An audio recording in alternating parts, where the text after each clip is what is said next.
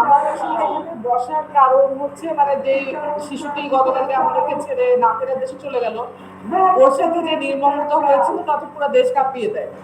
এবং আমিও আসলে প্রচন্ড ট্রমাটাইজড হয়ে যাই। আমি 2 দিন ধরে খাওয়া দাওয়া করতে পারি না, আমার গলা দিয়ে কিছু নামতো না, আমি রাতে ঘুমাতে পারতাম না। এবং তারপরে নারী দিবস আসলো, নারী দিবসের যে বিভিন্ন কর্পোরেট পেকে আনুষ্ঠানিকতা, তার মধ্যে আমি যখন দেখি যে নারীদের নিরাপত্তার ব্যাপারটা, আমাদের কন্যা শিশুদের নিরাপত্তার ব্যাপারটা কোনোভাবেই অ্যাড্রেস করা হচ্ছে না, তখন আসলে আমার মনে হয় যে আমরা দেয়ালে পিঠ থেকে গিয়েছে। তখন আমি সিদ্ধান্ত নিই রাস্তায় নেমে আসা এবং আমার দাবিগুলো আমি দিই। এবং আমি সিদ্ধান্ত নিই যে যতক্ষণ না পর্যন্ত আমার দাবি বাস্তবায়িত হচ্ছে ততক্ষণ আমি মানে ঘরে ফিরে যাব। এইখান থেকে আসলে এখানে অবস্থান নেওয়া। আমি ঢাকা বিশ্ববিদ্যালয়ের সাবেক শামসুন্নাহার হলের সাবেক ভিপি ছিলাম এবং হচ্ছে জাতীয় নাগরিক কমিটির কেন্দ্রীয় সদস্য।